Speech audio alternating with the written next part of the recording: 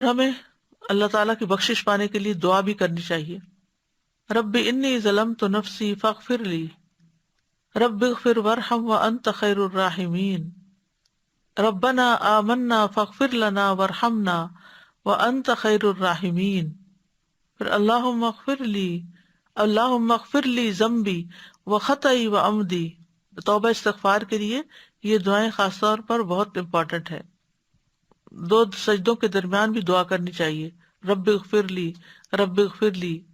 سلام پھیرنے کے بعد بھی استغفر اللہ استغفر اللہ استغفر اللہ. اللہم انت السلام ومنک السلام تبارکت یا ذا الجلال والاکرام. پھر دن میں 100 بار استغفار کرنا.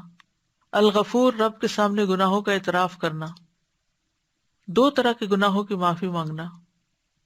رسول اللہ صلی اللہ علیہ وسلم اپنے سجدوں میں یہ دعا کیا کرتے تھے: اللہم اغفر لی ذنبی کلہ دقہ وجلہ واولہ وآخرہ وعلانیتہ وسرہ.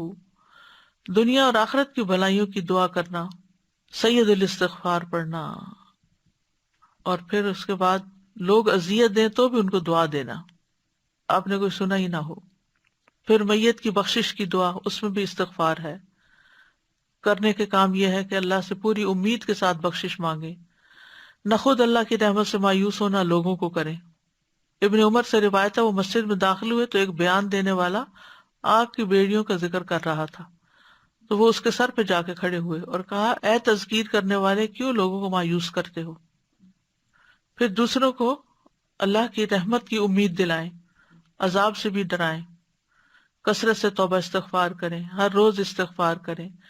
کسی مجلس میں بیٹھے ہوں وہاں بھی 100 بار استغفار کریں. اور آخری بات یہ کہ جیسے ہی گناہ ہو جائے فوراً توبہ کریں، اللہ کی طرف پلٹ آئیں، دیر نہ کریں. اللہ کی رحمت سے مایوس نہ ہو، اللہ تعالیٰ سارے گناہ معاف کر دیتا ہے.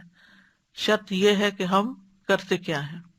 سبحانک اللہم و بحمدک اشہد ان لا الہ الا انت استغفرک و اتوب الیک.